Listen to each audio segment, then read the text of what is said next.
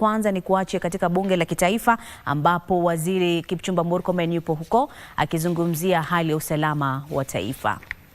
Because these people are being maintained using resources. And the same way we have bandits in other parts of the country, these are urban bandits, you know, that are actually terrorizing citizens. And Mr. Speaker, every time a crackdown is done, the same way you've seen in some parts of Nairobi, we see that political leaders are supporting them. The judiciary is not even doing better. A situation happens like the one that Parliament was invaded. We are investigating some members of Parliament, political leaders, their sponsors, and then they go and get anticipatory bail, Mr. Speaker, that they cannot be charged. And then, you know, it is okay to say to get anticipatory bail that you cannot be arrested. But you can't give someone anticipatory bail that he cannot be charged.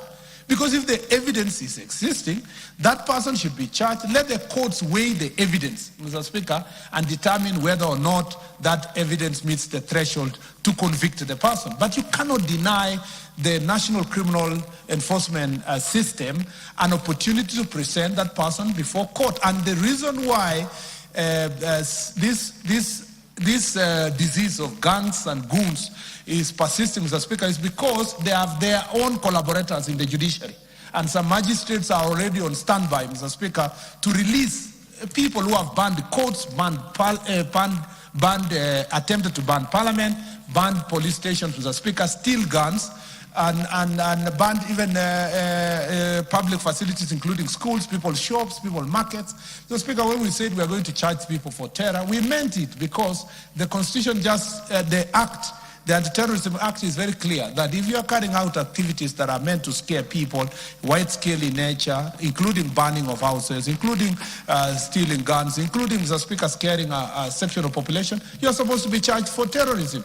You know, people think that terrorism is just because of cross-border or an enemy coming from elsewhere. A terrorist can be sitting in such a very beautiful chamber, Mr. Speaker, and perpetuating certain acts. Why we must be rough on the question of gangs is that it is no longer confined to Nairobi. In the old days, we used to have Jeshi la Mzee and some other characters in Nairobi, Kisumu.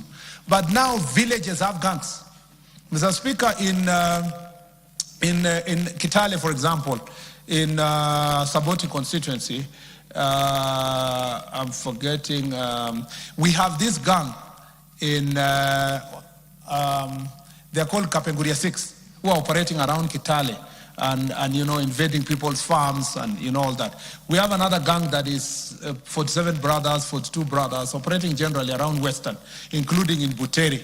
Mr. Speaker, we went very hard on the Butere gang, and you can see the stealing of the cows and invading people's farms has gone down. But Mr. Speaker, they just go down kidogo and then they come up because they get the incentive from political leaders who are paying them. So, Mr. Speaker, if I was to speak freely here, facing all of you here, I would mention names of people here who have gangs. Yeah, Mr. Speaker. And because, Mr. Speaker, because Mr. Speaker, no, that's okay. Because, Mr. Speaker, these are intelligence reports that we have. I would rather allow the DCI to continue the investigation to get the proper evidence that can test can stand the test of prosecution before the court of law.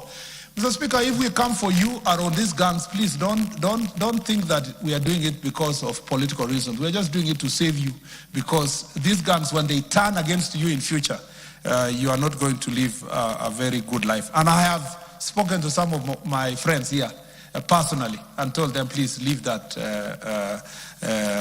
business of supporting or abetting gangs. Mr. Speaker, on terms of prosecution, I agree with Majority Leader. We will continue. I think we need to continue pushing for the judiciary to allow us to take these people to court.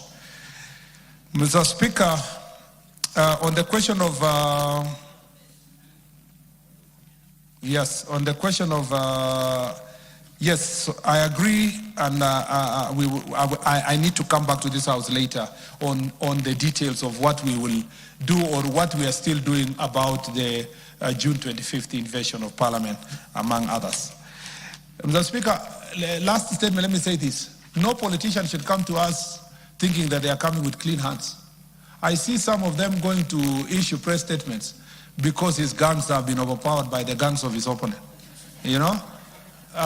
So because you lost the battle that day, you call a press conference. And you know, you accuse the police, you accuse the government, you have a selective memory of mentioning my name, you know, and become even tribal in terms of determining which police officer or public officer you are going to mention. Mr. Speaker, we are not... Haya mtazamaji.